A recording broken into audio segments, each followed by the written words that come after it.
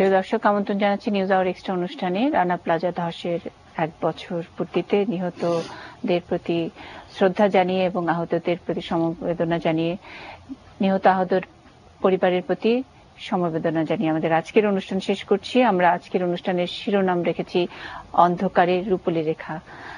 যেরকম একটি অন্ধকার দিন আসলে সেদিন ছিল, সেই দিন আমাদের পোশাক শিল্প এবং যারা শ্রমিক, যারা বিভিন্ন কারখানায় কাজ করেন, তাদের কাছে একটা বিভীষিকার ছবি নিয়ে আসে 24শে এপ্রিল। এবং সেই দিনটির পর থেকে কেটে গেছে আরো 365 দিন এবং আজকে এই বর্ষপূর্তির দিনে আমরা অনেক কিছু নিয়ে কথা বলছি। কর্মস্থলে কর্মপরিবেশের কথা বলছি, মজুরির কথা বলছি, অধিকারের কথা বলছি, ট্রেড ইউনিয়নের কথা বলছি এবং সর্বোপরি যে পোশাক শ্রমিকদের নিরাপত্তা, সেটার কথা বলছি। সেসব বিষয় নিয়ে গত 1 বছর অনেক আলোচনা হয়েছে এবং আগামী বছরগুলোতে আলোচনা হবে। এসব প্রেক্ষাপটেই আসলে 24শে এপ্রিলকে পোশাক শ্রমিকদের নিরাপত্তা দিবস হিসেবে ঘোষণারও দাবি উঠেছে বিভিন্ন মহল থেকে। 1 বছরে এই দাবি পূরণ হয়ে যাবে বা হবে না এরকম কোনো কথা বলতে চাইনি, কিন্তু এই 24শে এপ্রিল আমাদেরকে এক ধরনের বোধোদয়ের জায়গায় নিয়ে গেছে এতগুলো প্রাণের বিনিময়ে। আপনারা নিশ্চয়ই জানেন যে এই ঘটনায় গত বছর লাশ গুনতে হয়েছে। বাংলাদেশ যে লাশ গুনেছে, একসঙ্গে 1135 জন শ্রমিকের লাশ গুনতে হয়েছে। আহত হয়েছে 1167 জন, তার মধ্যে গুরুতর আহত 81 জন। নিহত আহতদের পরিবার নানা ধরনের সহযোগিতা পেয়েছে, অনেকে সহযোগিতার অপেক্ষায় আছে, অনেকে কাজে ফিরে গেছে, অনেকে ফেরত আসেনি। সেসব বিষয় নিয়ে আমরা 1 বছর পরে সেই আলোচনাগুলো করব। আমাদের সঙ্গে রয়েছেন সাবেক স্থানীয় সরকার প্রতিমন্ত্রী জাহাঙ্গীর কবির নানক, আছেন এনাম মেডিকেল কলেজ অ্যান্ড হাসপাতালের chairman doctor Enamur Rahman MP, আছেন টিআইবির নির্বাহী পরিচালক ইফতেখারুজ্জামান। আমরা আমাদের লিংক স্টুডিওতে 2 জন উদ্ধারকর্মীকে পেয়েছি। আমরা বলছিলাম অন্ধকারের রূপলি আলো, এইরকম একটি অন্ধকার দিন যেই 2013 সালের 24শে এপ্রিল, সে সময় আমরা অনেক মানবিক অনেক ঘটনার মুখোমুখি হয়েছি। তার মধ্যে বেসরকারি উদ্যোগে যেসব ছোট ছোট ছেলে মেয়েরা উদ্ধারকর্মী হিসেবে নিজের প্রাণ বাজি রেখে এই উদ্ধার কাজে নেমেছিলেন, তাদের মধ্যে 2 জনকে আমরা পেয়েছি আমাদের আজকের এই অনুষ্ঠানে। আছেন ইমাম হাসান শুভ এবং মাহিদুল হাসনাইন নাইম আমাদের লিংক স্টুডিওতে। আমরা এছাড়াও বিজিএম এর সাবেক সভাপতি কাজী মনিরুজ্জামানের সঙ্গে সরাসরি সংযুক্ত হব অনুষ্ঠানের কোনো একটি পর্যায়ে। আমাদের এখানে ইফতেখারুজ্জামান আছেন। উনি কালকে টিআইবির পক্ষ থেকে একটি প্রেস কনফারেন্সে কিছু সুনির্দিষ্ট বিষয় নিয়ে উনি দৃষ্টি আকর্ষণ করেছেন। সেখানে আমি যদি একটু পড়ে শোনাই, যারা এই ঘটনার জন্য দায়ী তাদেরকে বিচারের আওতায় আনার বিষয়টি দীর্ঘসূত্রিতার মধ্যে আছে। এক্ষেত্রে কোনো বাস্তব অগ্রগতি হয়নি। তাদের দৃষ্টান্তমূলক শাস্তি দিতে না পারলে সমস্যার বাস্তবায়ন সমাধান কোনোদিন হবে না, এটা তাদের অবজারভেশন। এবং আরো একটি কথা বলা হয়েছে টিআরবির পক্ষ থেকে, যে অর্থ সরকারের পক্ষ থেকে অনুদান হিসেবে দেওয়া হচ্ছে সেই তহবিল কিন্তু সাধারণ মানুষের, অনেকেই সাধারণ মানুষের টাকা সেখানে যোগ হয়েছে, অনেক প্রতিষ্ঠান দিয়েছে, সেটি থেকে সরকারও গত বছরের ক্ষতিগ্রস্তের অনুদান দিয়েছে। কিন্তু কত টাকা এই তহবিলে উঠেছে, কোন খাতে কিভাবে দেওয়া হয়েছে, সেই বিষয়গুলো আরো পরিষ্কার হওয়া দরকার। এই ধরনের যখন মন্তব্য আসে তখন একে তো একটা ট্র্যাজেডি, তারপরে হলো পোশাক শিল্প একটা বড় হুমকির মধ্যে পড়ে যায়, তারপরে বাংলাদেশের একটা বিরূপ ভাবমূর্তি থেকে আরো একটা অন্যরকম ভাবমূর্তির দিকে বাংলাদেশকে ধাবিত করে কিনা। ইফতেখারুজ্জামান, আপনি এটার সঙ্গে যদি যোগ করতে চান, আমরা আপনার হয়ে এই প্রশ্ন আমরা সাবেক স্থানীয় সরকার প্রতিমন্ত্রীর কাছে রাখছি। আমি বলবো? জি, অবশ্যই। না, ধন্যবাদ আপনাকে। আমিও আজকের বিশেষ দিনে যারা প্রাণ হারিয়েছেন এবং যারা বিভিন্ন ক্ষতিগ্রস্ত হয়েছেন তাদের প্রতি শ্রদ্ধা জানাই। আমাদের এখন 1 বছর পর আমাদের সব আলোচনার কেন্দ্রবিন্দুতে, সব আলোচনার সবার শীর্ষে যে জিনিসটা হওয়া উচিত 2টি আমি মনে করি। একটি হচ্ছে যে যারা ক্ষতিগ্রস্ত হয়েছেন, প্রাণ হারিয়েছেন, তাদের ক্ষতিপূরণ। তাদের কিন্তু ত্রাণ অর্থ সহায়তা এক জিনিস আর ক্ষতিপূরণ এক জিনিস, 2টি আলাদাভাবে দেখতে হবে। আর দ্বিতীয় হচ্ছে যে আমাদের যে মেড ইন বাংলাদেশ ব্র্যান্ড, এই ব্র্যান্ডটা যে এক ধরনের বিরাট ঝুঁকির সম্মুখীন হয়েছিল আন্তর্জাতিকভাবে, সেই ঝুঁকিটা থেকে আমাদের কাটিয়ে ওঠার আমি মনে করি যে অত্যন্ত গুরুত্বপূর্ণ পদক্ষেপ গৃহীত হয়েছে।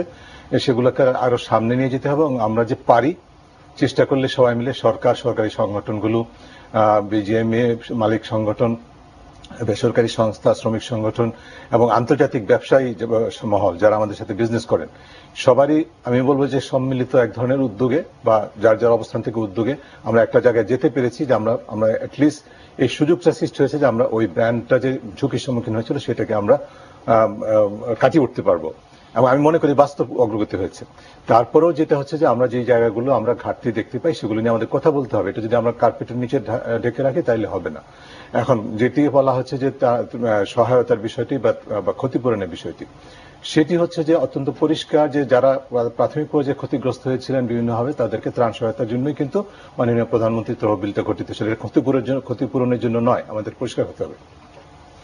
এবং এখানে আমরা যতটুকু সাম্প্রতিককালে জেনেছি গত কয়েকদিনে বর্ষপূর্তি উপলক্ষে বিভিন্ন আলোচনার প্রেক্ষিতে জানানো হয়েছে আমাদেরকে যে, এবং খুবই আমি মনে করি যে এটা আসার কথা এবং পরিষ্কার হয়েছে যে 127 কোটি টাকার মতো এই তহবিলে জমা পড়েছিল, তার থেকে প্রায় 18 থেকে 20% অর্থাৎ 23 থেকে 25 কোটি টাকা, 23.5 কোটি টাকার মতো বিতরণ হয়েছে।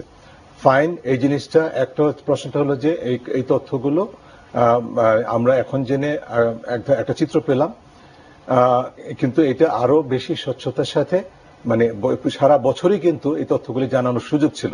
ওয়েবসাইট আছে মাননীয় প্রধানমন্ত্রীর কার্যালয়, অন্য যে কোনো ভাবে গণমাধ্যমে কিন্তু পরিষ্কারভাবে জানলে যেটা হতো, অন্য কিছু বাদ দিলেও যেটা হতো যে যারা কিন্তু এই দেশের সাধারণ মানুষ, যেটা আপনি বলেছেন যে আমি বলেছি সাধারণ মানুষ, বিভিন্ন সংগঠন তারা কিন্তু এখানে অনুদান দিয়েছেন, তারা দান করেছেন, তাদের যথার্থতা হতো এবং অন্য দিক থেকে যারা আরো দিতে আগ্রহী যারা দিয়েছেন তারা কিন্তু আরো দিতে উৎসাহ হতো। সেটি একটা জিনিস। আরেকটা হচ্ছে যে আমরা এই ধরনের তহবিলকে আমি মনে করি যে এটা একটা বিশেষ একটা উদ্দেশ্য নিয়ে তহবিলটি, সেটি প্রধানমন্ত্রীর যে তহবিলটি আছে ত্রাণ এবং অর্থ সহায়তা, সেটির সাথে না মিশিয়ে এটাকে একটা আলাদাভাবে একটা তহবিল করার সুযোগ আছে, এই জিনিসটি ভাবা যেতে পারে। তাহলে এবং প্রতি মাসে অন্তত যদি এই অর্থটা কোথায় কত টাকা বাড়ছে বা কমছে এবং কোন কি উদ্দেশ্যে সেটি ব্যয়িত হচ্ছে, এই তথ্যগুলো দিলে, আমার জন্য বলছি না, দেশবাসীর জন্য তো অবশ্যই বলছি, কিন্তু এটি কিন্তু সরকারের ক্রেডিবিলিটিটাকে আরো অনেক আমি যতদূর জানি যে সংসদে উপস্থাপন করা হয়েছিল যে কিভাবে তাদের নিহত আহতদের পরিবার এবং তাদেরকে এই ফান্ড থেকে কিভাবে তাদেরকে পুনর্বাসন করা হচ্ছে এবং কিভাবে তহবিলটি খরচ করা হচ্ছে, সংসদে একটি ছোট্ট একটা তথ্য দেওয়া হয়েছিল, সেটা থেকে কিন্তু আমরা অনেক কিছু আমি বলেছি এই তথ্যগুলো জেনে আমরা উৎসাহিত হয়েছি এবং এটা সুখবর, কিন্তু এটা একটা সিস্টেমের মধ্যে আসতে হবে। আমাদের গভর্নমেন্টের ক্রেডিবিলিটিটাকে এনশিওর করা, সরকারের ক্রেডিবিলিটিটাকে আরো সামনে নিয়ে যাওয়ার জন্য এই ধরনের স্বচ্ছতার প্রতিষ্ঠা করার পথে তো কোনো আমি অন্তরায় দেখি না, এবং তাতে বরং সরকারের গ্রহণযোগ্যতা এবং আমি মনে করি যে ওপেননেসের যে বিষয়টা সংসদে উপস্থাপন করেছেন, কিন্তু সেই সিস্টেমের মধ্যে আসতে হবে বলে আপনার একটা সুপারিশ রয়েছে, সেই সিস্টেমটা আসলে কিরকম হতে পারে? সিম্পল, এটার জন্য একটা আমি বলছি যে একটা আলাদা তহবিল এবং সেটার একটা ওয়েবসাইট হবে, ওয়েবসাইটে প্রতিনিয়ত রেগুলারলি আপডেটেড হবে। সেটা ডেইলির প্রয়োজন নাই, কিন্তু অন্তত মাসে একবার করে সেটা আপডেট যদি হয় বা হালনাগাদ করা হয় তাহলে কিন্তু এই ধরনের প্রশ্নগুলো উত্থাপিত হয় না।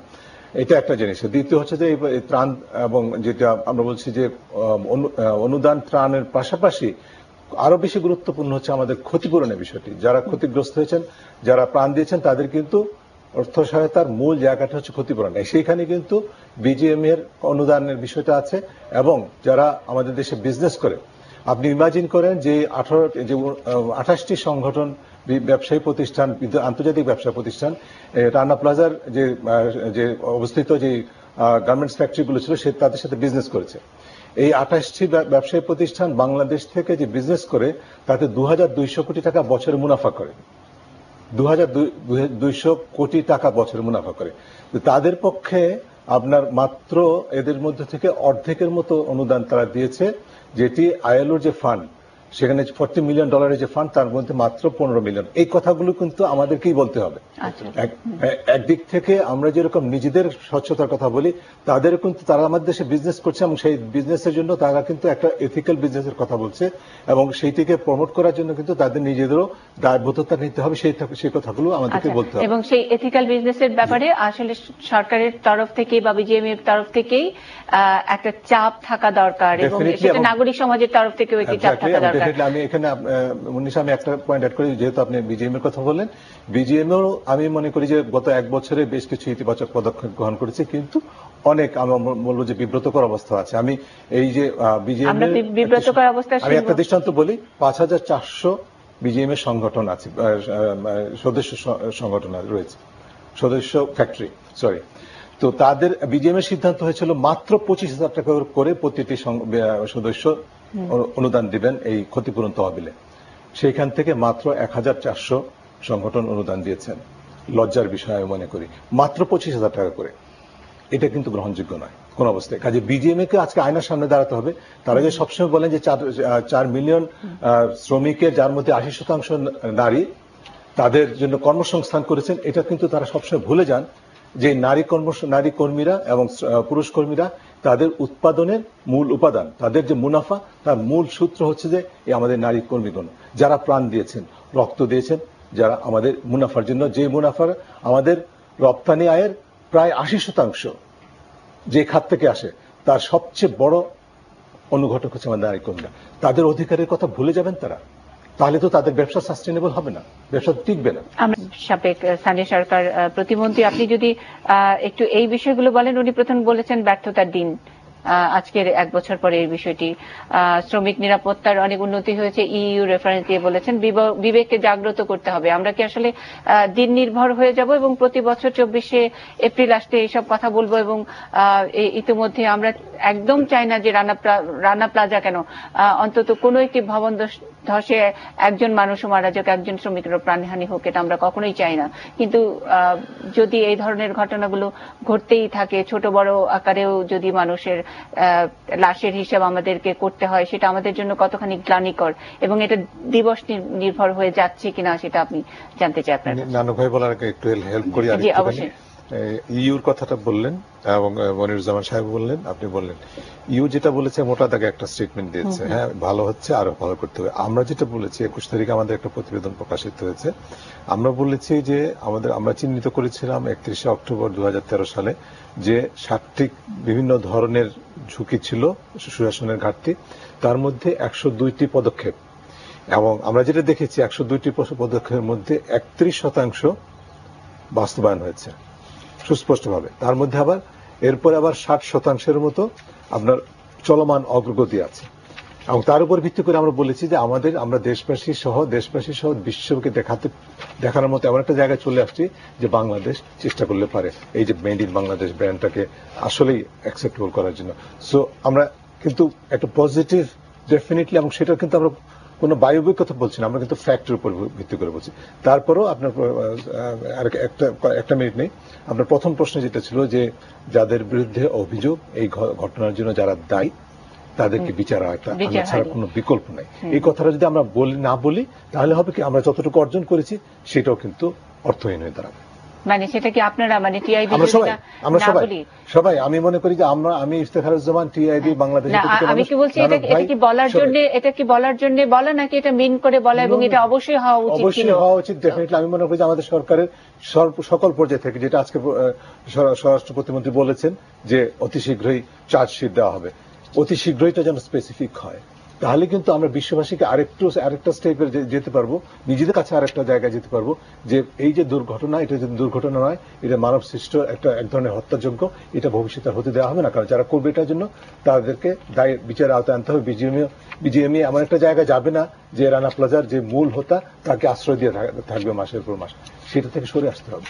তো আমাদের দুইটাই দেখতে হবে, আমাদের ইতিবাচক দিকটাকে নিয়ে আমরা গর্ব করবো, এট দ্য সেম টাইম আমরা যেখানে ব্যর্থ হচ্ছি সেটা আমরা যদি আলোচনা না করে তুলে না আনি, তাহলে ব্যর্থতা কিন্তু আমরা কাটিয়ে উঠতে পারবো না।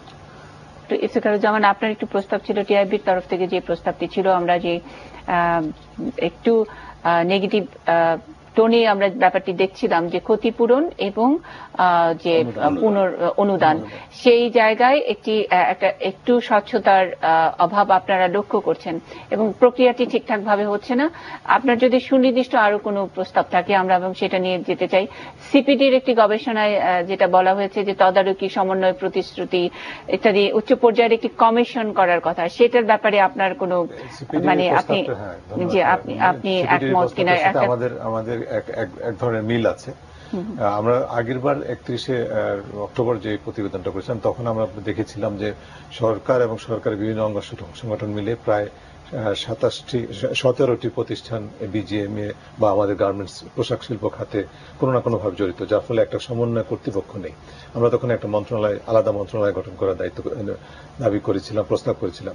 সেই প্রস্তাবটি আমাদের এখনো আছে, আমরা মনে করি যে খুবই গুরুত্বপূর্ণ। একটা সেক্টর, যে সেক্টরটা আপনার এক্সপোর্ট আর্নিং এর প্রায় 80% দিচ্ছে, তার কোনো আলাদা মন্ত্রণালয় থাকবে না, এটা হতে পারে না। যতদিন পর্যন্ত সেটি না হচ্ছে, আমরা এবারের প্রতিবেদনে যেটা দেখলাম সেটা হচ্ছে যে অনেকগুলো প্রতিষ্ঠান বা কর্তৃপক্ষ আপনার এই যে পুনর্বাসন থেকে শুরু করে মানে আমাদের এই খাতকে শক্তিশালী করার জন্য, এই খাতের ক্যাপাসিটি বিল্ডিং এর জন্য, শ্রমিকদের অধিকার নিয়ে কাজ করার জন্য বিভিন্ন ধরনের যে জটিলতা বা যে আপনার সুশাসনের ঘাটতিগুলো ছিল সেগুলো নিয়ে উদ্যোগ নিয়েছে। ভালো হচ্ছে, কিছু ঘাটতি আছে, তারপরও স্বাভাবিকভাবে। কিন্তু এগেইন এই যে কাজগুলো, সেখানে একটা সমন্বয়ের বড় ধরনের ঘাটতি। তো আমরা যেটা সিপিডির পাশাপাশি যে প্রস্তাবটা আমরা 21 তারিখে করেছি সেটা হচ্ছে যে আমরা বলছি যে এই খাতে সুশাসন প্রতিষ্ঠার জন্য একটা আলাদা কর্তৃপক্ষ দরকার। এটা একটা মিড টার্ম, একটা টেম্পোরারি বা একটা ধরনের যে সাময়িক একটা পদক্ষেপ হতে পারে।